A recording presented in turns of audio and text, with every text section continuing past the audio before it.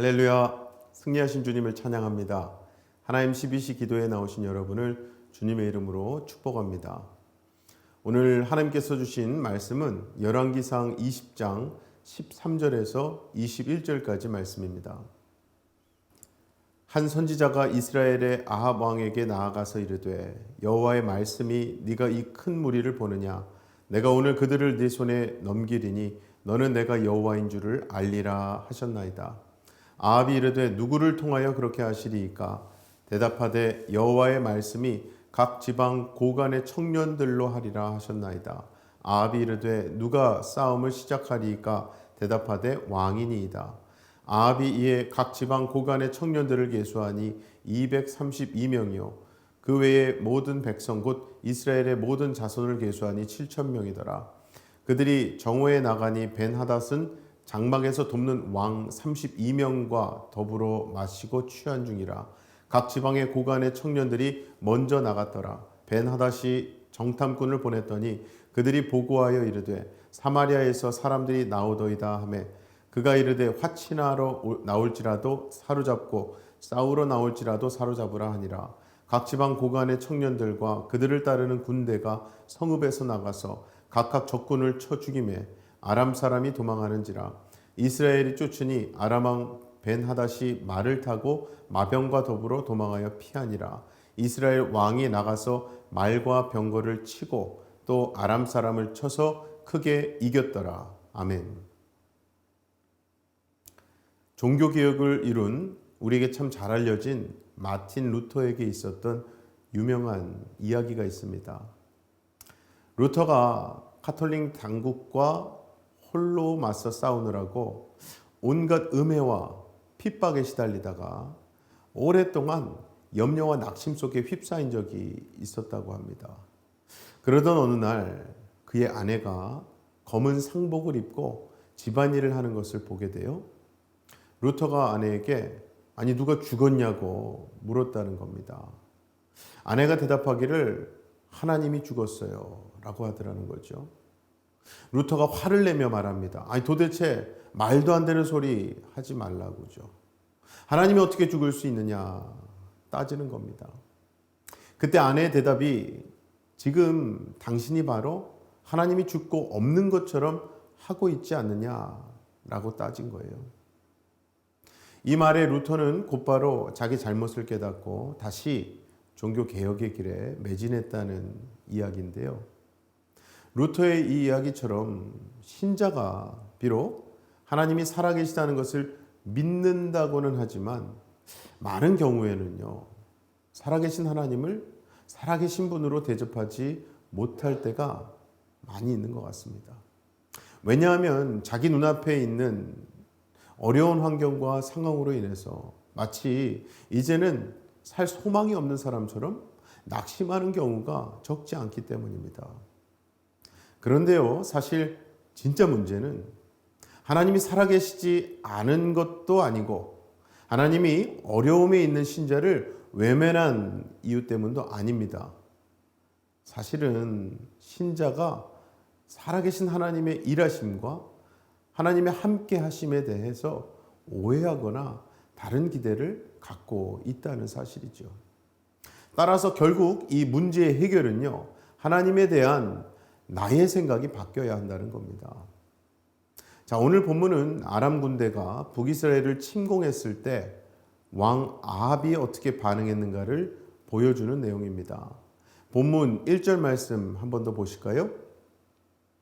아람의 벤하닷 왕이 그의 군대를 다 모으니 왕 32명이 그와 함께 있고 또 말과 병거들이 있더라. 이에 올라가서 사마리아를 에워싸고 그곳을 치며.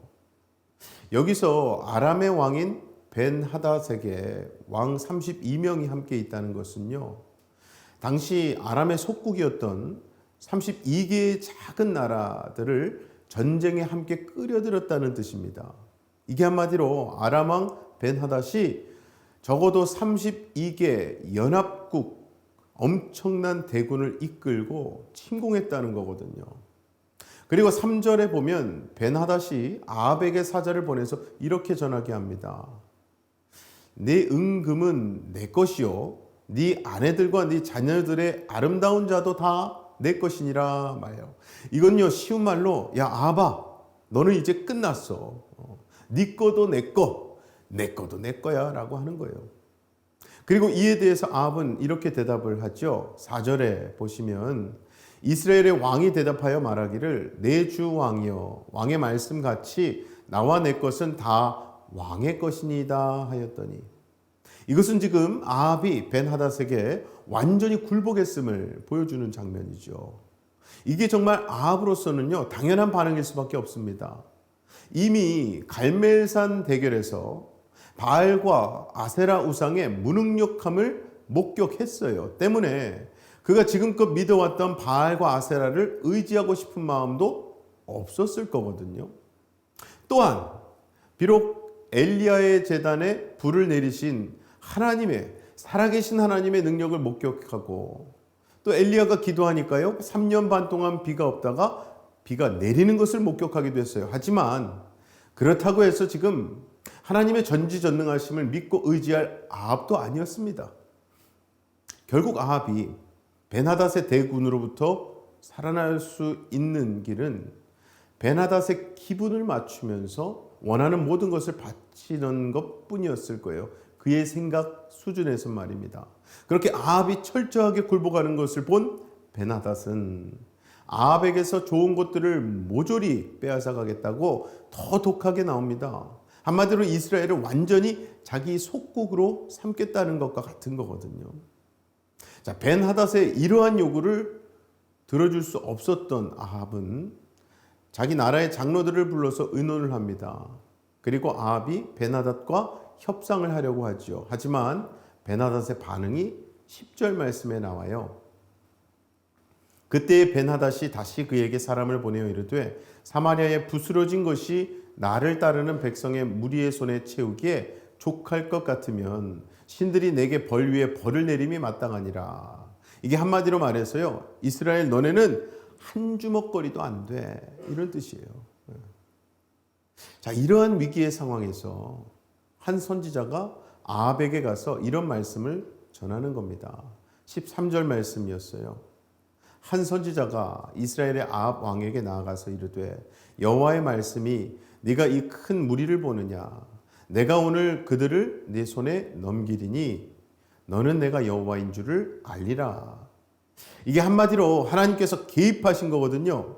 그러면서 말씀하신 게 내가 오늘 그들을 네 손에 넘기리니 말씀하셨어요. 즉 하나님은 아합에게 내가 너로 하여금 벤하닷과 아람을 이기게 해줄게 라고 말씀하신 겁니다. 여기서 우리는 이런 의문이 생길 수 있어요. 아니 아합은 악한 왕인데 왜 하나님이 아합을 도우시는 거지? 네, 분명히 아합은 멸망을 받아야 할 악한 왕 맞습니다. 그럼 그러한 아합을 돌이키시기 위해서 하나님이 아합을 도우시는 걸까요? 그리고 어쨌든 이 아합이 나중에 그 악한 마음을 돌이키지 않아요. 하나님의 심판을 받게 되거든요. 그럼 하나님의 일하심은 그냥 그렇게 실패한 것 될까요? 자, 먼저 우리가 알아야 할 사실이 있습니다. 그것은 바로 하나님이 선지자를 아합에게 보내신 것은요. 아합을 돕기 위함이라기보다는 13절 말씀처럼 이스라엘 백성에게 하나님이 여호와이심을 하나님이야말로 여호와이심을 알게 하기 위함이라는 사실입니다. 또한 그럼에도 불구하고 끝까지 마음을 돌이키지 않는 아합의 그 완악함을 드러내심으로써 하나님의 심판을 피할 수 없는 인간의 완악함이 무엇인가를 보여주시기 위함이죠. 자, 어쨌든 하나님이 벤하닷을 아합의 손에 붙이시겠다고 하니까요. 아합이 14절에서 누구를 통하여 그렇게 하시리까 물어요. 그 선지자가 각 지방 고관의 청년들로 하리라. 그렇게 대답을 하니까 그것도 아합이 먼저 싸움 시작할 것을 말하게 됩니다. 아합은 곧바로 각 지방에서 232명의 청년들을 모으게 돼요. 그리고 그 외에도 7,000명의 군사가 있었죠. 하지만 어쨌든 그 숫자로는요. 어차피 벤하닷의 32개국 대군과 싸운다는 것은요. 상대도 안 되는 상황이었거든요. 그러나 어쨌든 그 전쟁은 결국 이스라엘의 승리로 돌아갔습니다. 그리고 이스라엘을 조롱하고 무시했던 베나닷은 결국 도망치는 시대가 돼요. 자, 하나님이 이스라엘에게 이러한 승리를 경험하게 하신 것은요, 앞서 말씀드린 대로 이스라엘의 하나님이 곧 여호와라는 사실을 알게 하기 위함이었습니다. 여호와. 원래 여러분 이 여호와라는 이름에는요, 하나님이 당신이 약속하신 것을 이루시기 위해서 싸우시는 하나님이라는 뜻이 담겨 있는 이름입니다. 그래서 출애굽기 6장에 2절에서 7절까지 말씀 보시면 이런 말씀이 있어요.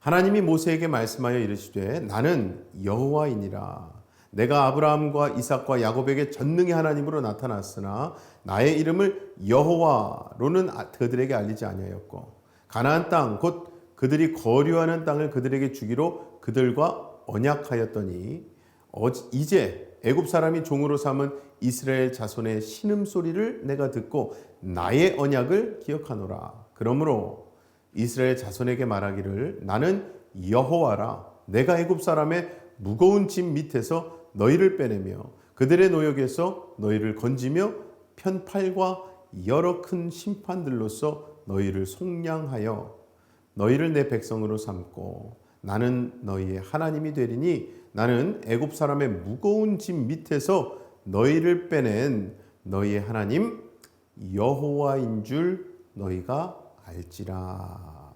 아멘.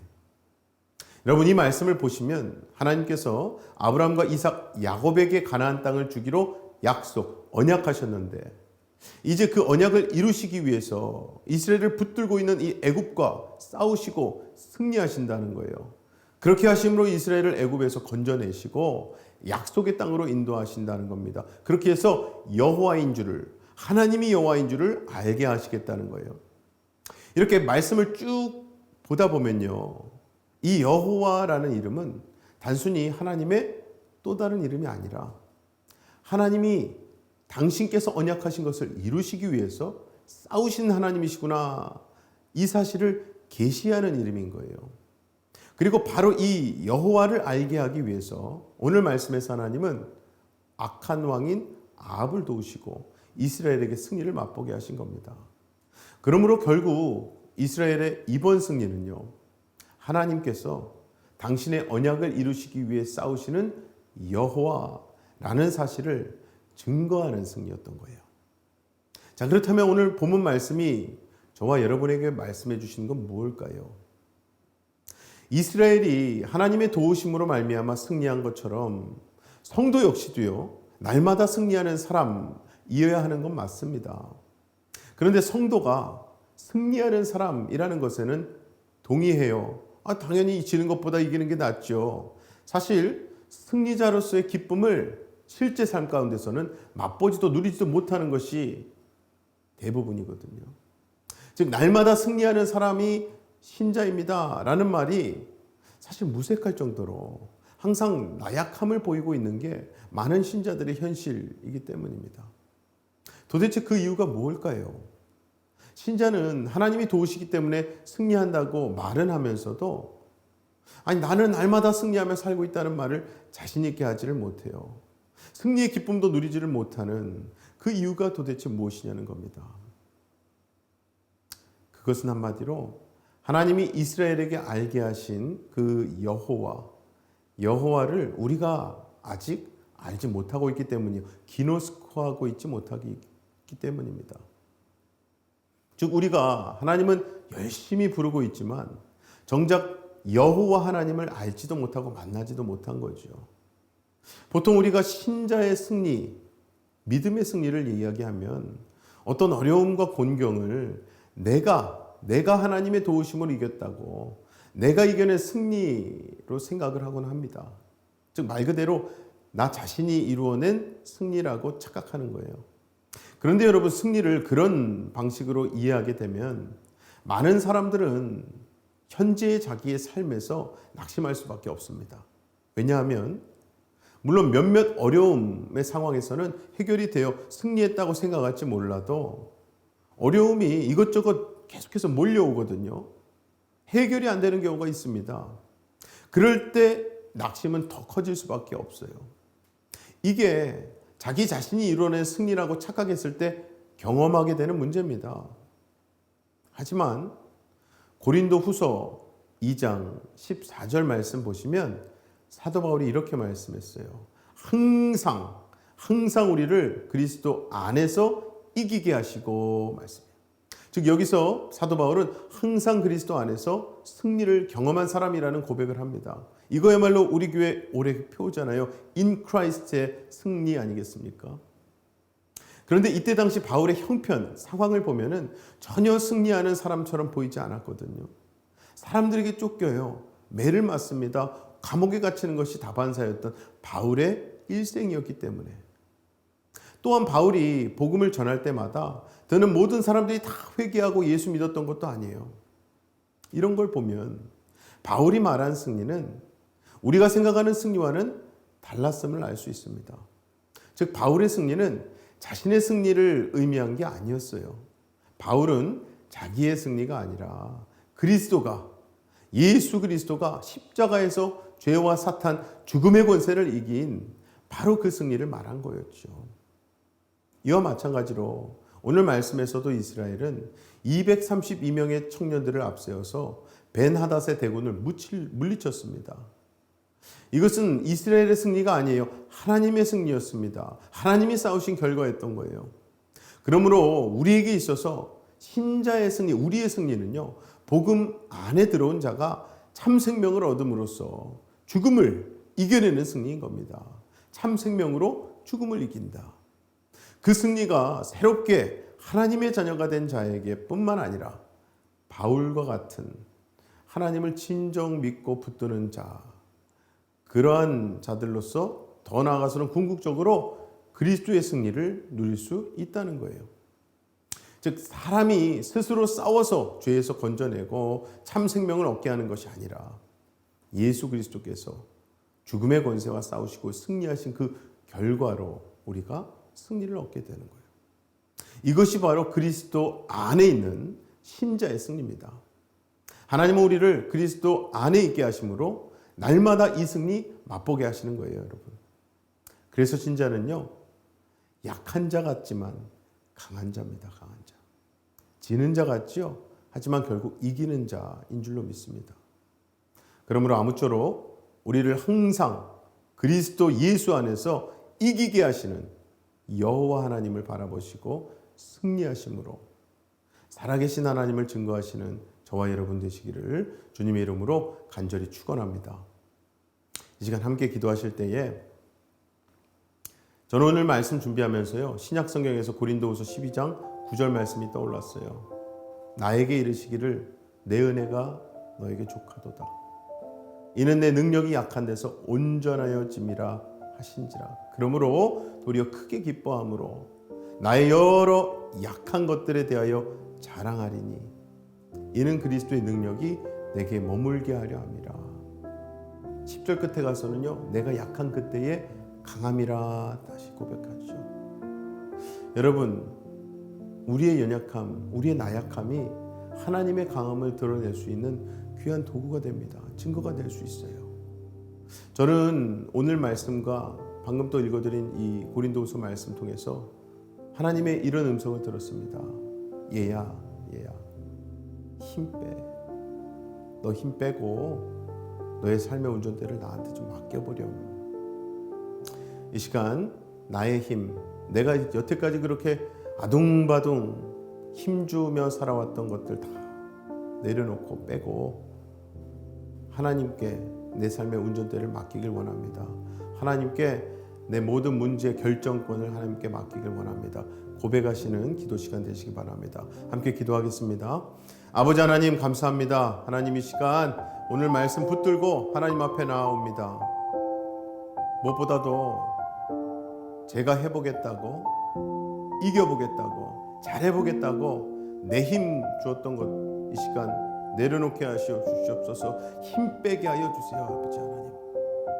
그리고 내 삶의 운전대 모든 결정권을, 책임을 아버지 하나님께 위탁하고 넘겨드리길 원합니다.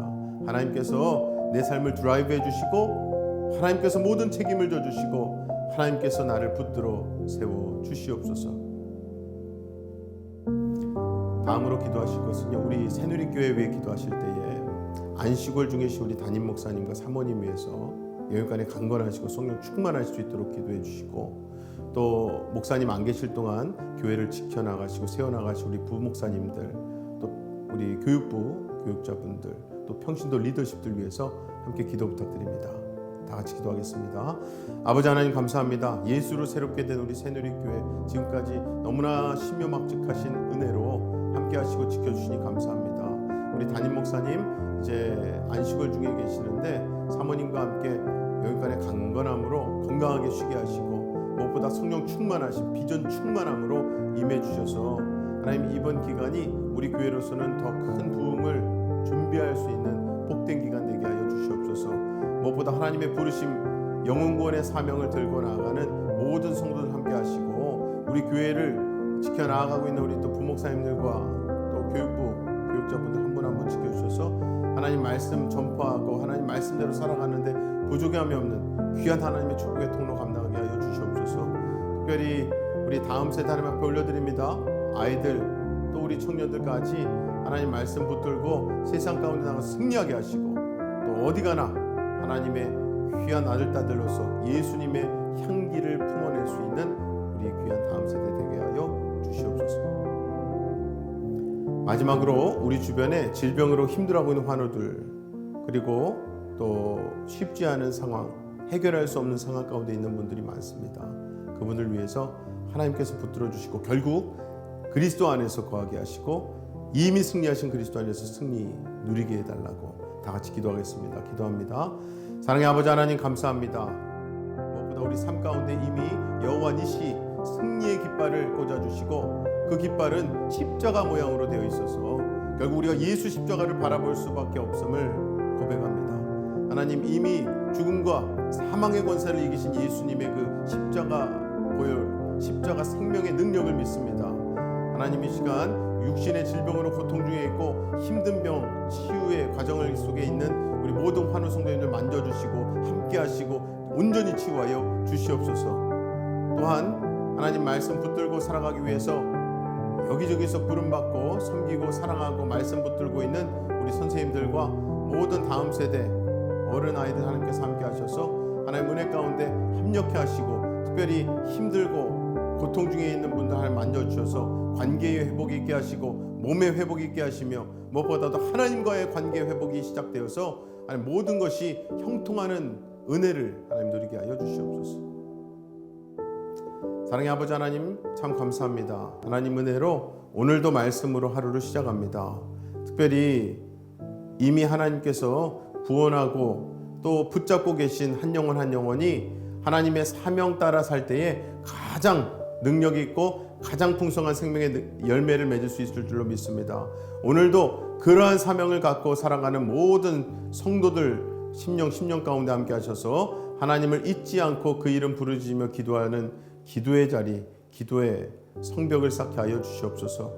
무엇보다 오늘 말씀 들고 승리하게 하시고 매 순간순간마다 정말 주신 말씀이 우리 삶의 지표가 되고 비전이 되고 방향이 되게 하셔 주시옵소서. 믿고 감사드리며 예수님 이름으로 기도합나이다. 아멘. 오늘도 이미 승리하신 예수님으로 새로워지시고 승리하시기 바랍니다. 어떠한 상황 속에서도 승주찬